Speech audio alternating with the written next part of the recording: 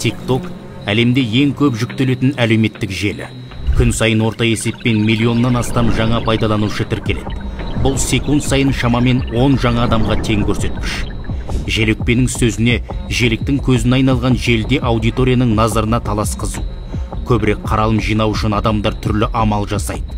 Стримда соғысады, фейк ньюс таратады.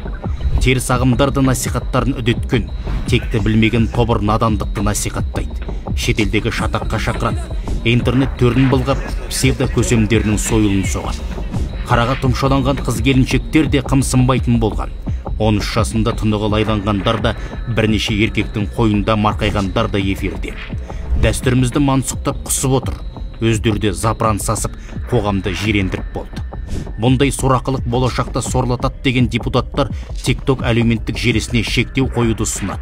Бұндай бастаманы теологтар да қолдайды.